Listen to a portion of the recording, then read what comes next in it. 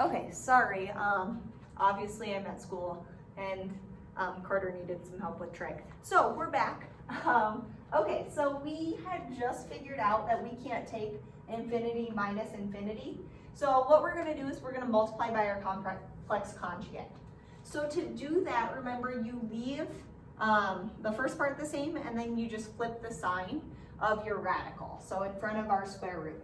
So I have the limit as x approaches infinity of x minus the square root of x squared plus 16.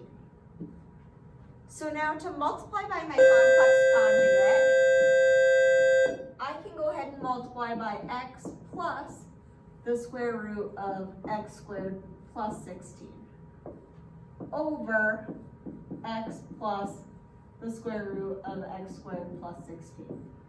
Okay, so we're always going to multiply by 1, so we want to multiply it by both my numerator and my denominator. Okay, so now I'm just going to FOIL these together. So the x and the x is going to give me x squared. Well, I know this negative square root of x squared plus 16 times x, and then the x and the positive square root of x squared plus 16, those are just going to cancel each other out, so I'm not even going to write those down. And then I would have the square root of x squared plus 16 times the square root of x squared plus 16. The only thing is I have the minus right here, the negative, so I'm going to end up with negative x squared minus 16. Okay, just because when I multiply them together, it's going to be x squared plus 16 because those square roots just drop off.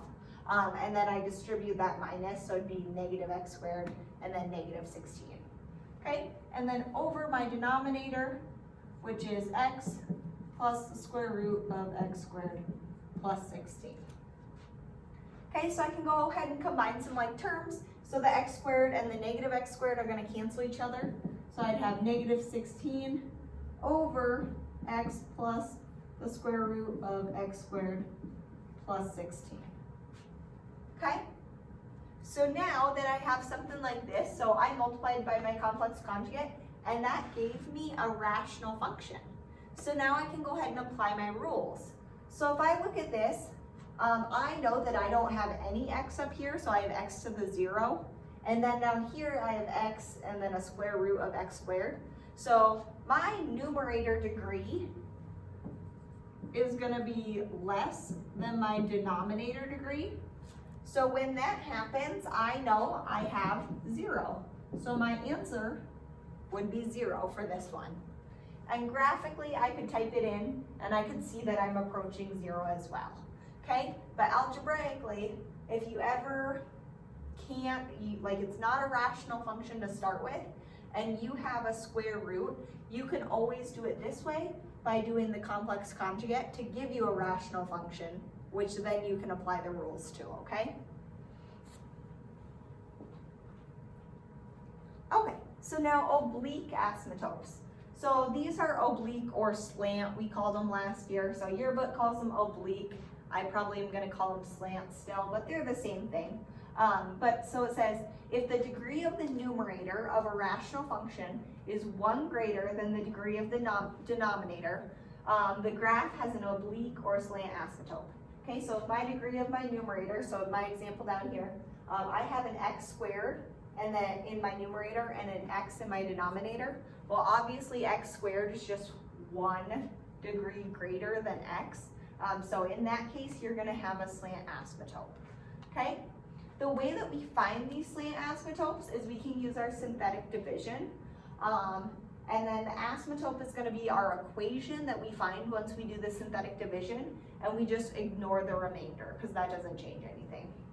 Okay, so it says go ahead and find our oblique asymptote for the equation f of x is equal to x squared plus 1 over x minus 1.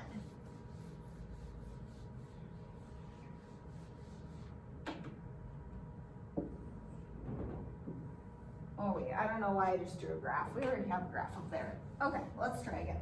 So I have f of x is equal to x squared plus 1 over x minus 1. Okay, So to set this up, we want to use our synthetic division. So remember, it's that little half a box. Then the equation in your numerator is going to be what you use across the top of your half box. So the x squared, my leading coefficient on x squared is just 1. Then I don't have an x term, so I need to remember to put my 0 there. If I forget that, it all gets messed up. Okay, so I have 1x squared, 0x, and then 1 for my constant. Okay? And you always have to go all the way through your constant, so even if you don't have a constant, put a 0 there, okay? So we need a 0 in every single place that we're missing.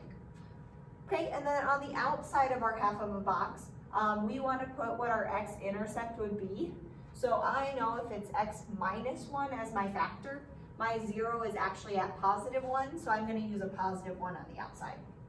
Okay, so now remember, you just bring down the first term, and then we multiply on our diagonal. So I brought down my 1. 1 times 1 is going to be 1.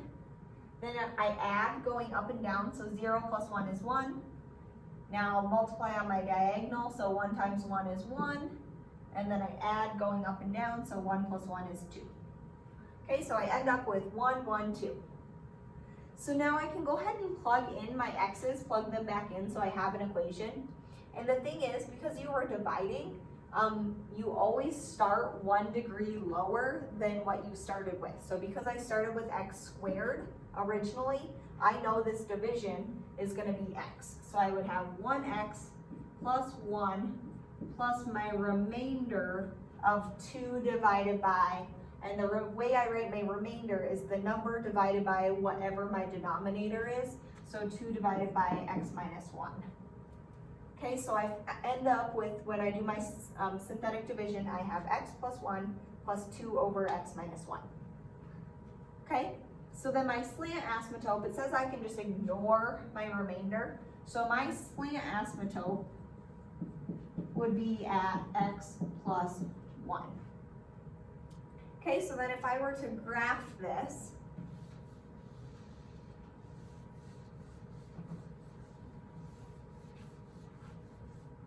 I would have my graph, and then I could go ahead and just graph x plus 1. So my y-intercept would be at 1, my slope is just 1, so be something like this. Here's my slant asymptote, and one sec, sorry, Trig's calling me.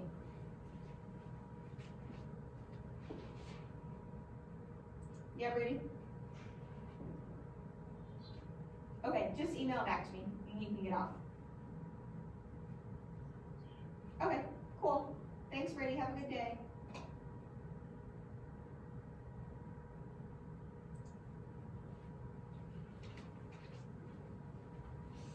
Okay, so yeah, so here's my slant asymptote. Also, I am going to have a vertical asymptote, and we're going to talk about those in just a second. But you can always have a vertical and a slant asymptote at the same time. You can't have a slant and a horizontal asymptote. So you'll either have horizontal or a slant. You're not going to have both. So it's like a one or the other, okay? But you might also have a vertical asymptote, which we can see that in our picture right here, that I have a vertical asymptote. It's going to be at 1. So here's my vertical asymptote at 1. And then I would go ahead and just fill in my function in between my asymptotes. So it would look just like this, like what you see up on the board. Okay, so there would be my graph of that. Okay, infinite limits. So it says, looking at the function 1 over x again, so we've talked about this one. It says, let's look this time at when our limit is, when we're limiting to 0 instead of infinity. So everything we've been doing right now, we've been limiting to infinity, but let's go back to limiting to a number. So when I have my graph, it says when x approaches 0, so let me graph it real quick. So here's my rational function.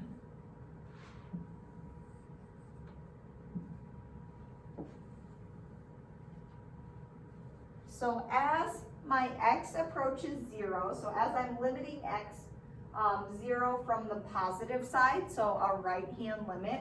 So as I'm coming towards 0 from the right side, I can see that my graph is going up to infinity.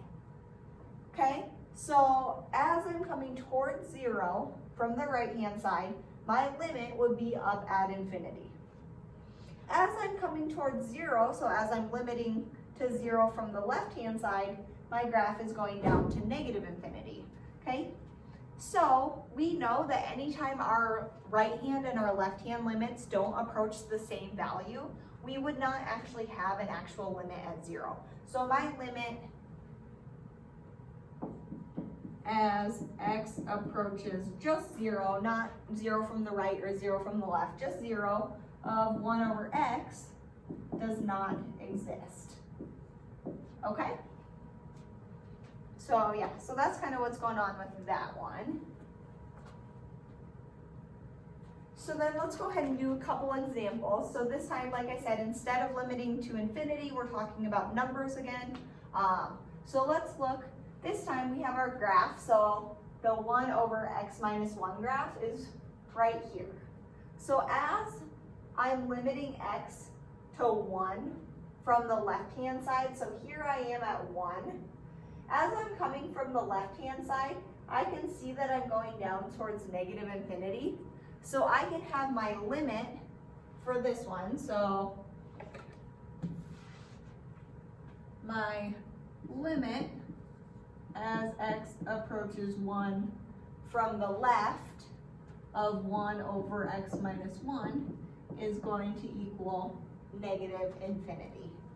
Okay, so I can actually have infinity and negative infinity as my answers for my limits.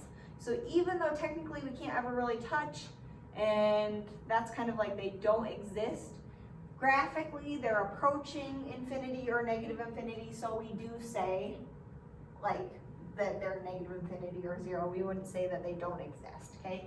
So yeah, so when we're approaching 1 from the left side, the graph is going down towards negative infinity, so it'd be negative infinity. When the graph is approaching 1 from the positive side,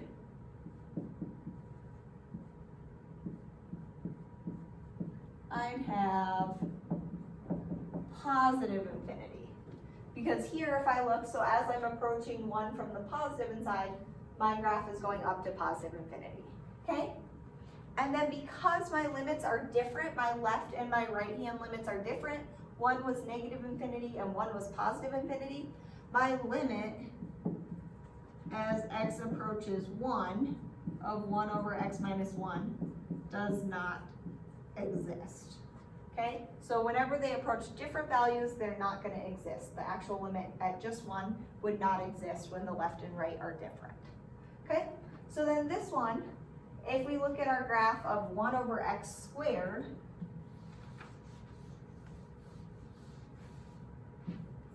so I have my, let's do it from the left and the right as well. So the limit as x approaches 0 from the left of 1 over x squared. We'll do it from the right and just 0. Okay, so looking at this graph, so if I'm approaching 0 from the left side, I can see here's my graph. So as I get closer and closer to 0, my line is also getting closer and closer to infinity. So I would have positive infinity for that one. Then if I'm looking from the positive side, so from the right, as I'm coming over, I can see that my graph is getting higher and higher and higher, and it's also approaching infinity. Well, because these two limits are the same, I can say that my limit at just x is 0 is going to be positive infinity. Okay? So if they approach the same number, you can say your limit is at that number. So at infinity or the number or whatever it is. Okay. So then this is kind of the gray stuff, so where it's a little tricky. So it says finding our limits. So limits where x approaches positive or negative infinity do not exist if the numerator degree is greater than the denominator degree. Okay, so that was the third rule. But however, we can graph these functions in our graphing calculator to see what they look like, and then we're gonna write a number that they approach for us to understand what's going on, even though it's not a true limit, okay? So, because technically you can't ever really touch infinity, so you can't limit to infinity or negative infinity, so all of those they don't exist. So even like these ones, technically these don't exist. So anytime you have infinity, infinity doesn't exist. But we still fill it in just because graphically that's what's going on, and it helps you kind of understand like what this graph would look like or like what is going on, okay? So for this one, it says the limit as x approaches negative infinity of that equation right there. So I have the limit as x approaches negative infinity of 2x to the 5th. Let's see where I'm at. Plus, minus 6x to the 4th plus 1 over 3x squared plus x minus 7. So now if I look at my numerator and my denominator degree, so my numerator degree up here is 5, and my denominator degree is 2. So my numerator is greater than my denominator. So in this case, if I follow the rules, it's going to be that it doesn't exist, okay? Because we can't actually touch infinity, so it doesn't exist. But, so whenever you have do not exist, or like does not exist, you're looking for, it's either going to be infinity or negative infinity, okay? So you can write does not exist, but also include whether it's infinity or negative infinity, okay? So when we get here, we know that it follows this rule, that it does not exist. So then we would just go ahead and type it in our graphing calculator. And then when I type it in, I end up having, it's just gonna look like if I take something to the 5th divided by a squared, I know that I just have a function that's a cubic. And then it's gonna be a positive cubic because my leading coefficients are both positive. So I know that I'm basically gonna have just a positive cubic like this. That's gonna be the shape of that graph, okay? Because if something to the 5th divided by a squared gives you a cubic that's positive makes this shape right here. So then if I look when my x is coming out to negative infinity, so I'm looking at this side, my graph is going down. So I know that my answer, I could say, or negative infinity. So it's gonna be negative infinity for that one, okay? So does not exist is kind of a weird idea, but when you have something that like, you're like, oh, that's the rule of the does not exist. Well, if it's that third case, the does not exist rule, then go ahead and just figure out if it's gonna approach positive or negative infinity. It won't ever be a number because the fact that it doesn't exist, it means it's gonna be either infinity or negative infinity. Okay, so then just from there, figure out if it's positive or negative infinity. Okay, so that would be that one.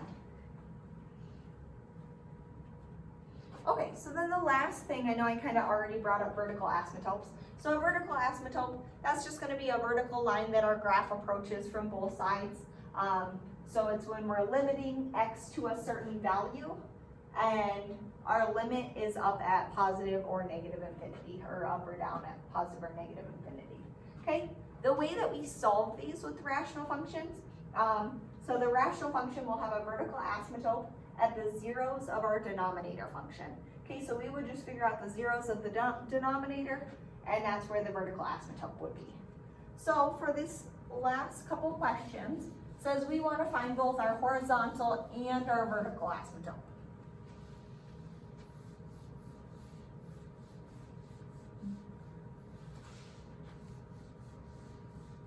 So for the first one, I have f of x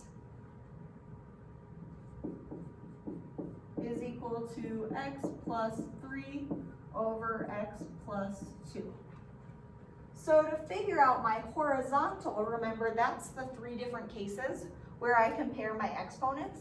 So if I have x over x, well, These are both to the first, so x to the first over x to the first is gonna be where I have the same thing. So now I need to just compare my leading coefficients.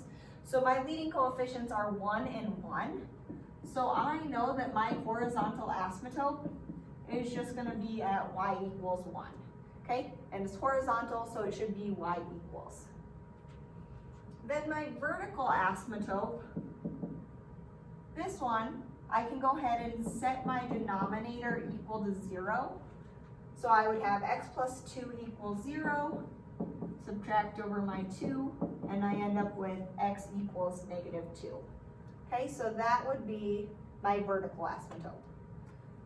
So then if I asked you to graph this, I could go ahead and just graph my asymptote. So we have 1 at 1, my horizontal one, and then my vertical one at negative 2. So then once you have those asymptotes, because everything's positive, it's still gonna follow the basic rational shape. It just got shifted to where these asymptotes are. So usually it was like this branch was going down and then this branch was going down. So we had one in like the first and the third quadrants. But so now we just got shifted and we would have one branch over here, one branch over here. They're still like following the same exact shape of just our parent rational function. They've just been shifted around, okay? So that would be our graph for that one. Okay, then the last one, same thing, we're just gonna do our horizontal and vertical asymptotes. So if I start with f of x is equal to negative, this time, 8 over x squared minus 4. So if I compare, so my horizontal asymptote, so I want to compare my numerator and my denominator degree. So this one, I have x squared in my denominator and nothing in my numerator, like x to the 0. So I know that my numerator degree is less than my denominator degree. So that means I have y equals 0. Okay, so when your numerator is less than your denominator, it's the y equals 0. Then my vertical asymptotes, we could go ahead and set this, the denominator equal to 0. So I'd have x squared minus 4 equals 0. Add my 4. So I have x squared equals 4. Square root both sides. So I end up with x is equal to plus or minus 2. Okay, so this one I'm going to have two vertical asymptotes, one at positive 2 and one at negative 2. So then if I went to graph this one,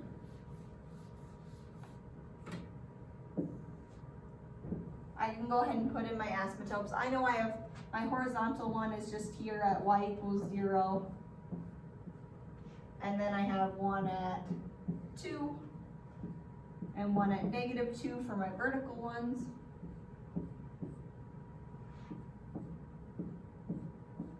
And then I know that this one's gonna look, if I erase some of this so I have room, I'd have one branch over here, one branch over here, and then this one actually is just gonna look like this in here, okay? All right, I believe that's the last slide. Yep, so that is everything from 2-6. Sorry it's in two separate videos. Sorry I got busy doing a little trig stuff there in the middle. But yeah, if you have questions, reach out, let me know. Otherwise, hopefully I'll see you guys back at school on Monday. Okay?